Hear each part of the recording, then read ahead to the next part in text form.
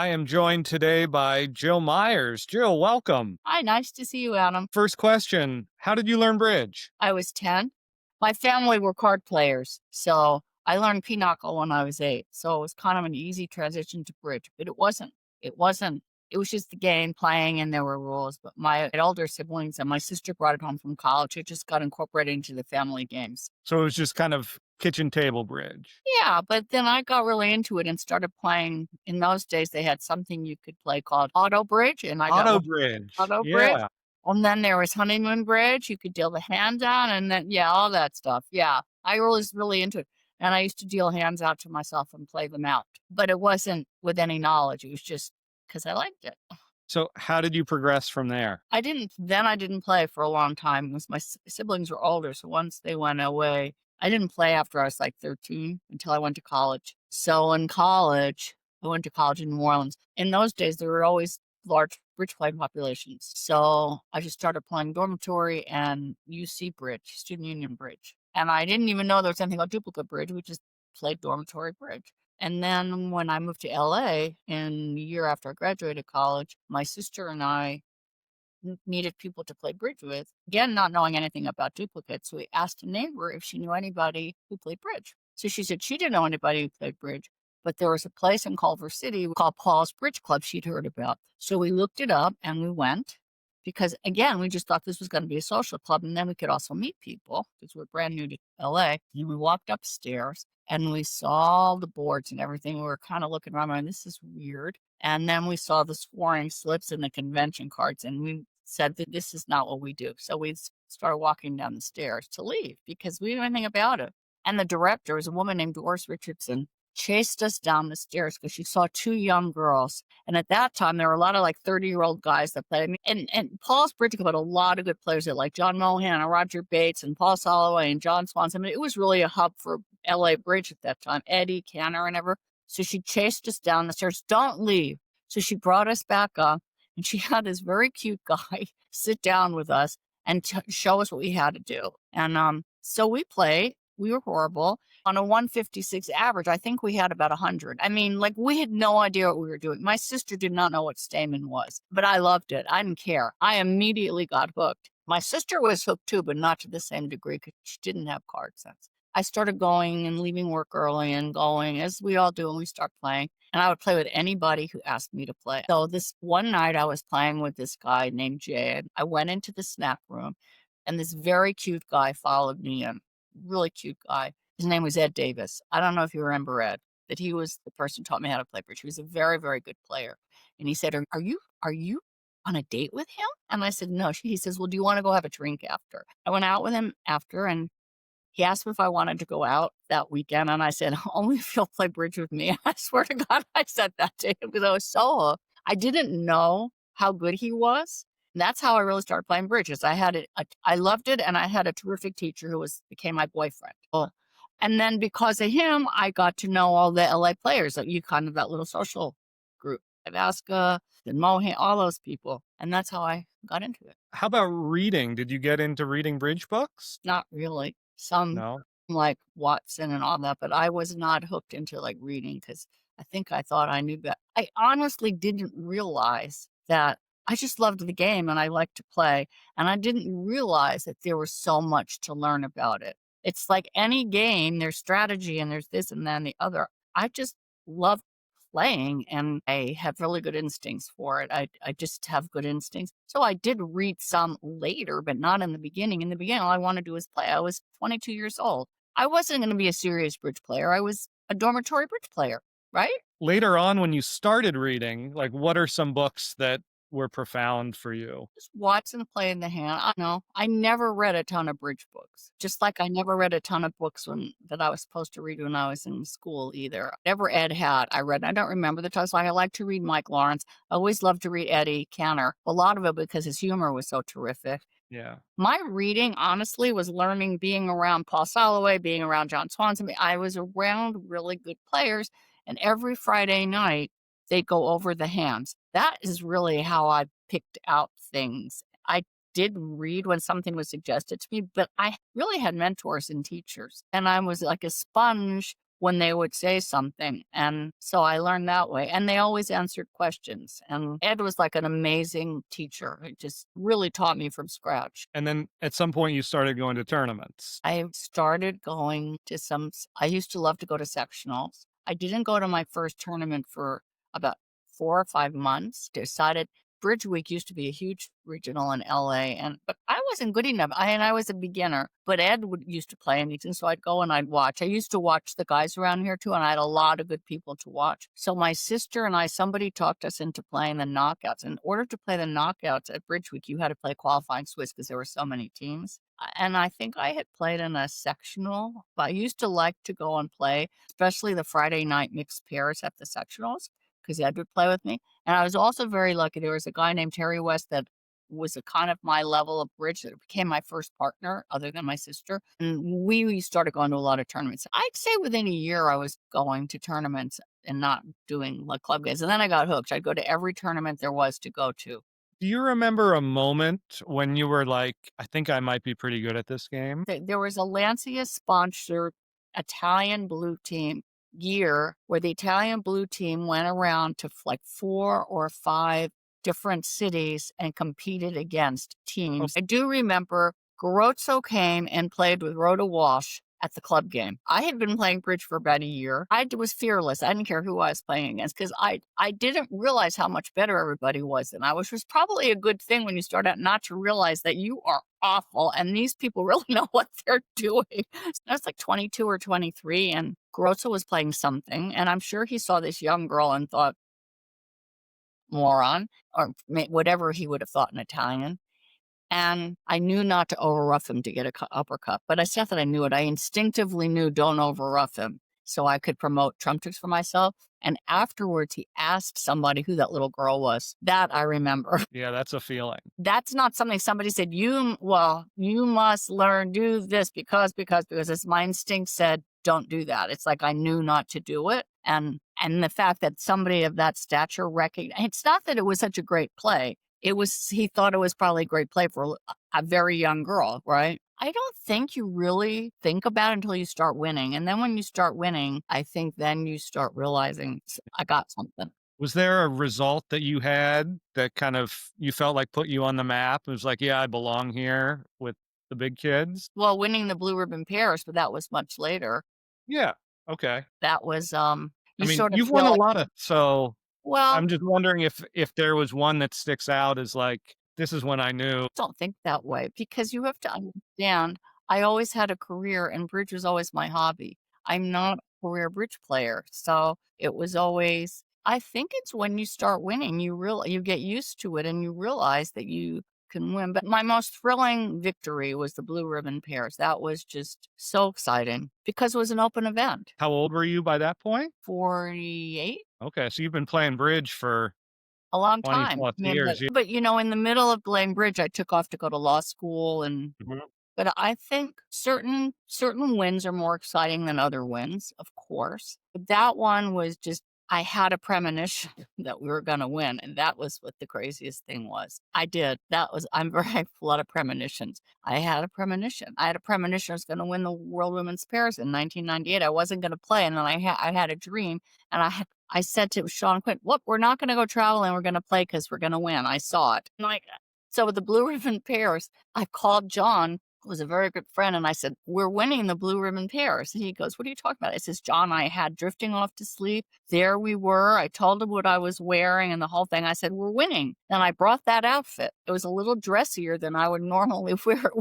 I brought the outfit and we started to play. And I said, "Don't worry about it." So halfway through the first session, he said, we were doing terribly. He says, "This doesn't feel like winning." And I said, "Don't worry about it."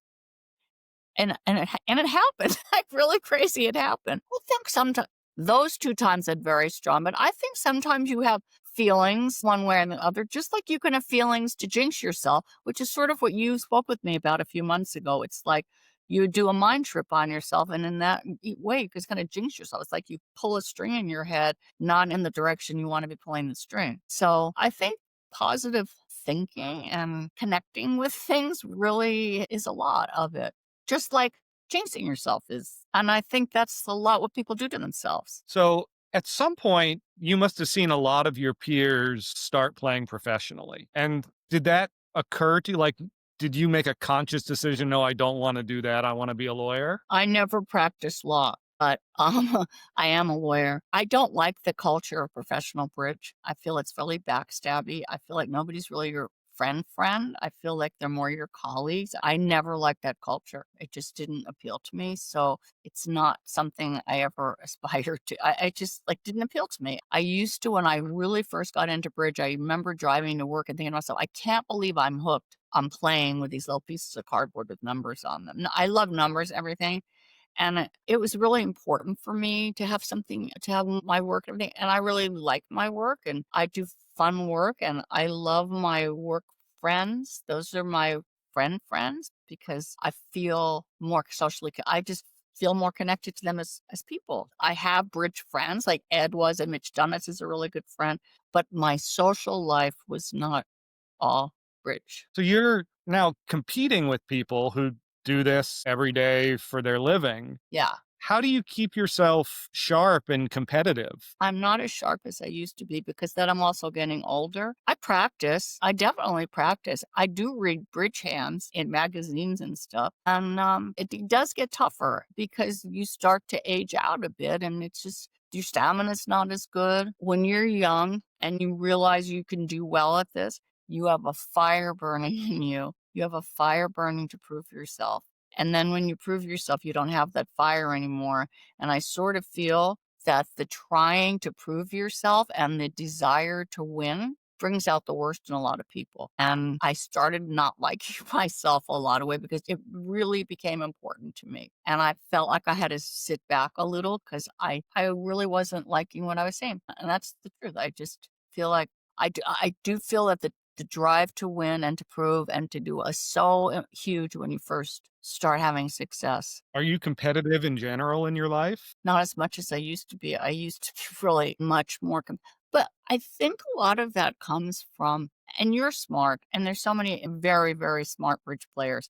And if you ask bridge players, a lot of them are going to say I was the smartest one in my class. If you were always that person, you expect to do well because you were successful in school. So you get in this environment where you're like taking tests against other people. And if they got 100, you want 100 also. Because I think people who are really smart and do well in school feel competitive against their schoolmates to be in a better place in the class. So that was part of it when I was younger. And then I just started maturing and realized there were other things in life besides winning, although winning is really important. Would you say that that competitiveness manifested itself more as loving to win or hating to lose? The loving to win, I think it feeds your ego. The hating to lose part, it wasn't so much the hating to lose as hating yourself for doing something stupid and getting over and not being able to sleep because you did something ridiculous and just going over the hand over and over. So I think it was the hating to make mistakes. Did you struggle with at the table getting over mistakes and letting them go? That part, I have a tendency to play too fast, and most of my mistakes are because I play too fast. And so Ed used to say to me, "At least you were the first person done playing in the hand." And Steve Garner has always said, "If you think about it, you don't make mistakes."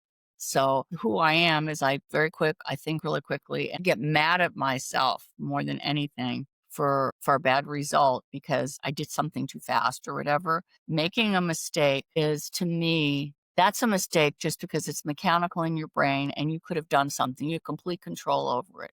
The mistakes you made because you weren't good enough to know the answer, or maybe you just didn't think of it. I never get mad at that. I really learn from that. It's the stupid stuff I get angry and like I've learned to let it go. But I'll tell you, when you're having a bad session, it's very hard to drag the undertow away. You just like there's an undertow. Just like when I'm in a good session, the stupidest thing you do turns out to be right. When I was younger, I really beat myself up a lot because it was really important to do well.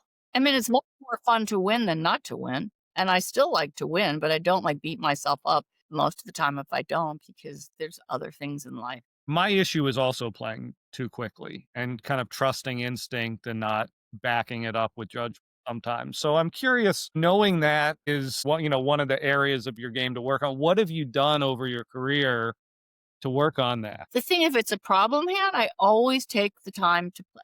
It's the hand you think you know the answer to that you have the slip ups, and the information is always there for you. And this is a very logical game. So, and I love logic, so I just said like use your logic. Like let's think it through. Let's plan ahead or whatever. And to me, always part of this game was the human side of it, and not the percentage side.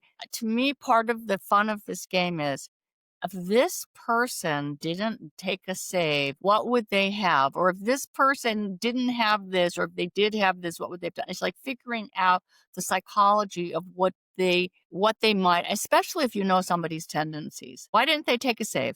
They have a card, they have something, they have the stiff king of trump. I mean, it's just like that was something I was just always instinctively really good at knowing. So I think you have to rely on what you're really good at, even if it's not percentage, because I think logic and personality have a lot to do with it. There was a woman in LA that I was really friendly with that always liked to take saves. And I was in a competitive auction, and she and her partner were favorable, and they were bidding spades. And we ended up in six clubs, and she didn't take a save. She would always take a save. And we had a bidding misunderstanding. I was missing an ace and the king of trump, and I banged the ace of trumps out of my hand because I knew she had to have it because she would have bid six otherwise. I mean, now was that the percentage play? No, but I do think that a part of the game is the person. Like Zia is the best person of knowing what's going on at the table and guessing that he's just a genius at it. Have you developed any sort of like routine when the dummy comes down or anything like that to I know think it's yourself? true. What am I gonna do? How did the bidding go? You know? But on the easy hand, I think sometimes the easy hands are the ones that you screw up more because you think you know what it is and it just boom, and then you make a mistake. You just think, oh, there's no problem. And so do you really have to think about how the auction go, et cetera, et cetera. So you said that you practice between tournaments. What does that practice look like for you? With Carrie, we love bidding hands. So we love bidding Larry Cohen hands, and we really do a lot of hands. You know Larry Coe, he has a bunch of hands to bid, a lot of them, and he has that book. And then we'll go online and practice, and it's mostly bidding hands. And because bidding hands is really important, because slam bidding and not getting to a bad slam is like make or break a lot of times in this game. So we just bid hands, bid hands, bid hands. Not so much play. I mean, sometimes play, but and the system and all that. So you're mostly working on partnership stuff rather than like your own game. Yeah, but I used to love to do what I don't remember if it's a BBO or whatever, they have that where you can program yourself with really hard hands and then do those play of the hands. I always did like to do the problems where it's play of the hand in books or wherever, but I don't do that anymore, but I used to love doing that. And does that partnership stuff tend to ramp up before a big tournament? Yeah, yeah, of course. How long are your system notes with Carrie? They are 93 pages, but we don't have teeny little print. We kind of like do it so that you can like write notes. So, but they are 93 pages, but not 93 pages of tiny, tiny print. Is one of you responsible for making changes and keeping the notes? She types it in, but I will I'm like annoying to her because I'm always finding something that this doesn't fit. This isn't gonna wow. So we both are responsible for things we want to change, but she's better with doing notebooks. And then at a tournament, what does your routine look like? Like, what are you doing once you're there to get the most out of yourself? Well, that's why I don't go to tournaments anymore. In the old days, when you started at 1, I'd get up in the morning, I'd do my coffee, I'd do whatever. I'd work for a couple of hours. I don't study. Of course, before we play, I study notes, but I don't study notes. Then we'd play from 1 to 5, and a lot of times I wouldn't go to dinner because I come back and check for work. Then, I'd play and then go over bad hands. And my advice always, if you have a oopsie with your partner at the table, don't discuss at the table, circle, and then go over it later because you might have just really had a difference of opinion or a difference of understanding what the notes were. But nowadays, I hate playing at 10 in the morning. Hate it. I just feel like I feel rushed. I have to go play. There's no time to eat lunch or come back. And then everybody wants to go to dinner. And my work really has to, I have to make a choice. And my choice has been working, not playing bridge. So it's really hard to have a job or have your own business and play bridge when from the schedule now because it takes up the whole workday. So you've just made that priority decision. Yeah, I kind of cut back. I got hired to work on The Voice. I mean, the music supervisor of The Voice when it first started in 2011, and it's fun. It's really a fun gig, but it's a lot of time. The TV show The Voice? Yeah. Oh, okay. I didn't know that's what you did. Well, I've been doing it for 15 years. I'm a music supervisor. So anyway, it's time consuming, but it's fun and everything. So that was in 2011. And then taping is like we tape all summer long now. And like when I went to Denmark, I had to like say, I have to go. I have these plans. I have somebody to cover or whatever, but I still had to check in. But like the trials are almost always when the finale of the show is, which is I can't bail on that. The fall nationals are when the finale of the other one is, and I could maybe go for a weekend or something. So the spring nationals, I can usually go to some of it, but I can't do it all because people call you, even though they know you're gone. You still have to spend like 2 or 3 hours dealing with work stuff, and that's not my only show I work on. I have a lot of shows, and the shows are fun. I like them, and they're lucrative. It's another reason I would not want to play professionally because I could never be the person to play with the client because I don't have the patience. And to play semi-professionally is fine with me. So I mean, it's going to sound crazy, but I really like working. I like what I do. Is having those work responsibilities, do you feel like that takes away from your concentration when you're playing bridge? Sometimes, not really, but sometimes I'll get tired because, like I'm telling you, the schedule, you kind of get a little bit tired. So for me to play bridge sometimes now is great because I can like feel like I can throw myself into it and take my window of time that I've dedicated to it. Because there was a time when I would not miss one session of any national. Has the game changed? Like, where have you soured on it, do you think? Well, the game has changed because there's a lot more aggressive systems or whatever, which I don't mind those. Think I've soured more on it because all of my social friends that I did have either retired, like or no longer with us. There is no bridge playing in LA anymore where there used to be a lot. So the friends I used to have a lot of social bridge friends, but I don't. So there's no bridge players here.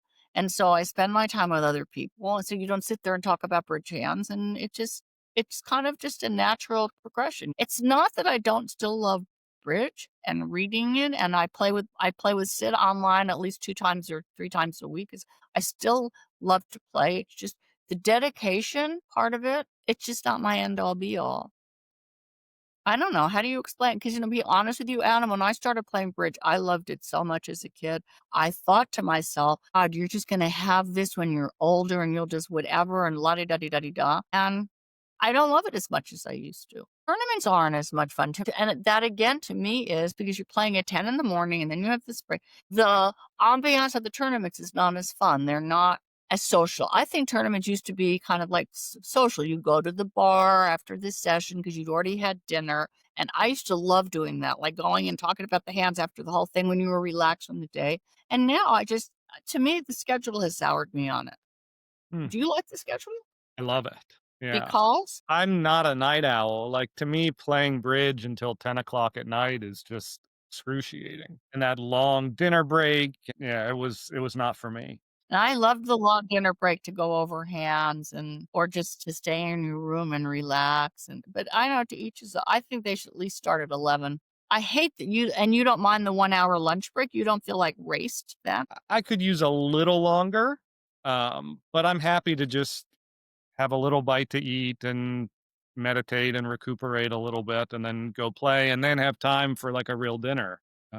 That like 5 o'clock, I can't have a drink with it, dinner. I don't know. I Yes, never, you can.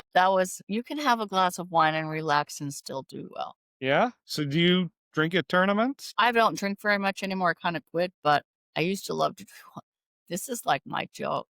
When I won the LM second, not the summer LMs, but the other LMs with Zia, we drank a lot of wine before the final session. I mean, a lot. Just telling you, it was like loose.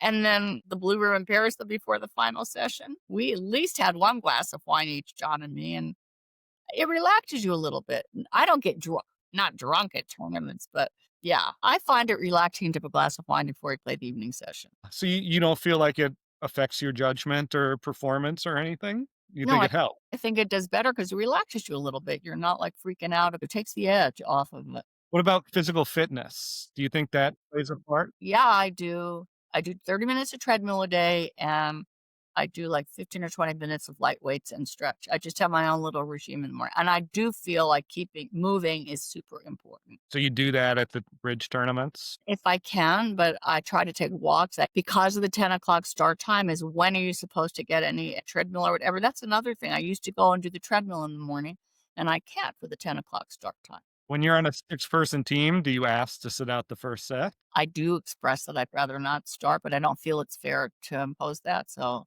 I do what I'm told to do. So that's being a good teammate is more important than anything. So, Yeah, no, I think you can express a preference without and making a any lot of sort of people don't like to start. fair enough. Fair enough. I don't really care if you're starting at 10 or you're starting at 12. It's sort of the same crud to me because you don't get enough lunch break. I like the long break in between. As you don't, I do like it. So Maybe you'd rather play the 10 and then sit out the second half and have a a lot break. of times I do like to do that, but it's like you go to a bridge tournament now and it's all about playing bridge. Your whole day is about playing bridge. There's no time to really socialize with people. Don't you find that? Because you get up, you play, you have to go run, get something to eat, you go back and you play, and maybe you go to dinner and maybe you don't, but that's like your only time to. Yeah, dinner becomes the social event. So I just plan really nice dinners and invite people. You Okay, wanna well, come to dinner with me in San Francisco? I'm not going to San Francisco.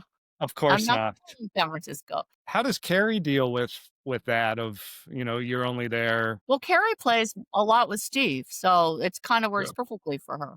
Like, we played 3 days in the summer. I went for 3 days and came home, and honestly, I wasn't gonna go at all for the summer, except for Mitch getting the award, and so I figured I might as well stay and play the weekend. All right. I wanna shift gears and ask you about women's bridge a little bit. And just, I'm really curious about people's attitudes towards it. Let me start with this question. Why do you think the top levels of open bridge are almost all men and not very many women? Okay, and this is another reason, if we're gonna go there, why I stopped playing bridge so much. There is a lot of gender bias in bridge, and in my other work, there is no gender bias, and I think the way men's brains work, I think on the mathematical side, I think men's brains work more spatially and women more instinctive, but also men don't give women a lot of chance when they're young.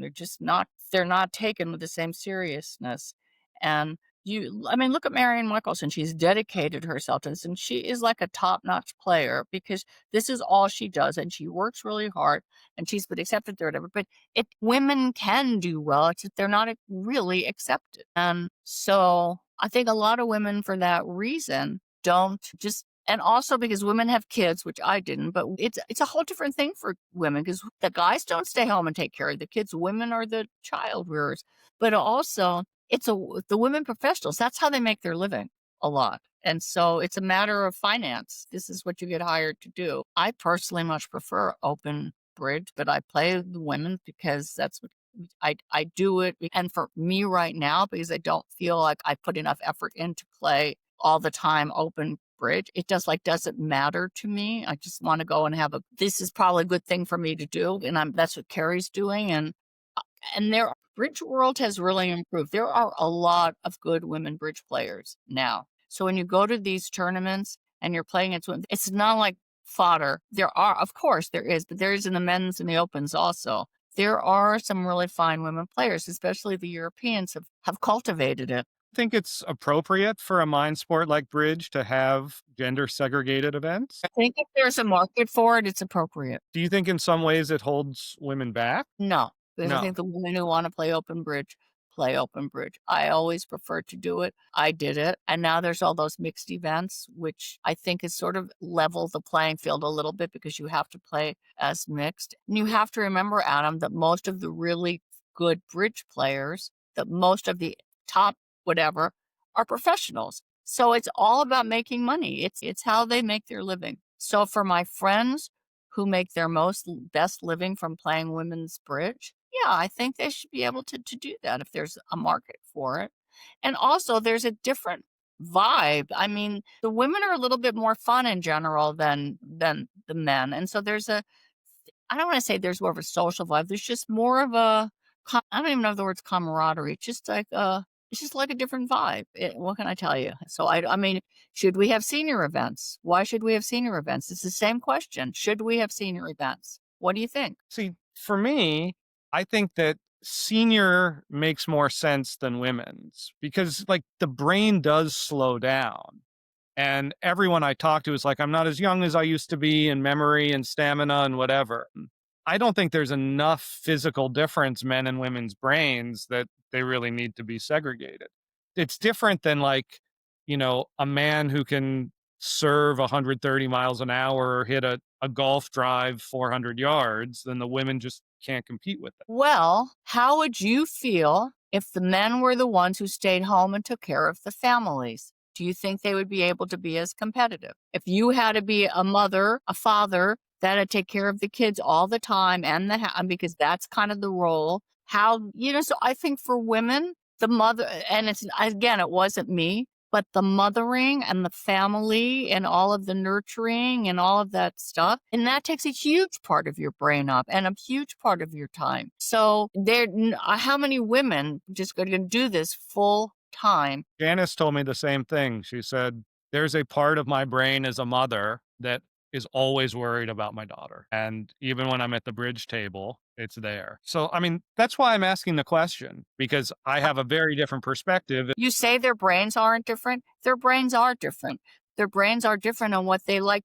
I'm not talking about intellectual or capability or smart, because if you could take any of we women and had to do an IQ test against any of you men, we would be completely equal if you had to give us that test, because it's just a plain test. And as we discussed earlier, most of the really good women bridge players were top of their class, always growing up. There wasn't any discrepancy. But the two things is there is gender bias, and women's responsibilities are different, and their brains, the men are the warriors, and I just feel as human beings, don't even talk about the brain, women are mothers, women are the nesters, women are the ones that take care of the home, and that's just kind of the way it is. I wonder if some of that bias comes from the fact that there are women's events and that just kind of gives us a perception that the women's events aren't as strong, women must not be as good, just like subconsciously. I don't know, I'm not a man. I just know it exists. And, it's so interesting that you're saying this, because let's not even talk about bridge. I talk about just the way the men and women are in general. And I laugh about it with my friends because men and women just don't operate the same way. Men and women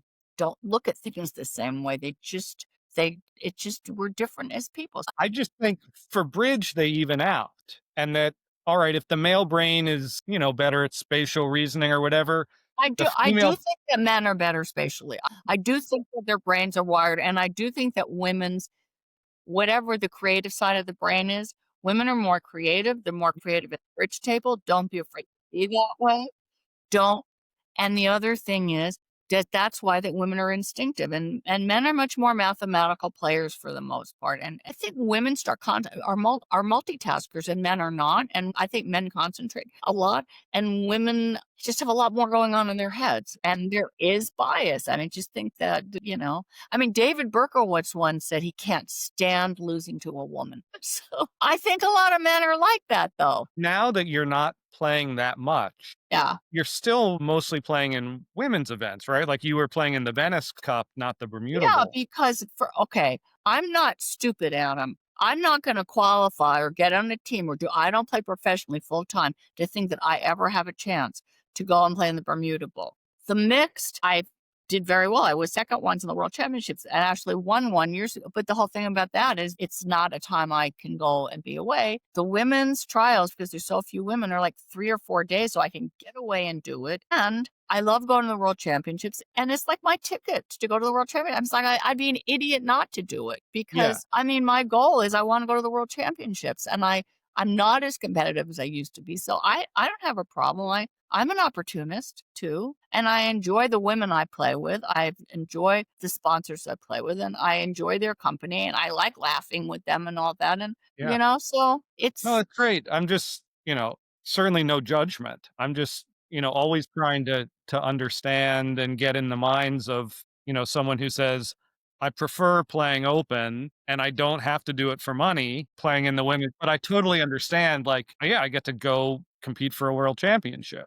Like, that makes total sense. I'm gonna let you go because I know you need to go. I got to go back to work, Adam. I took an hour from work for you. Jill, I appreciate it so much. This was great. Thanks, Joe. Ciao, ciao. Bye bye.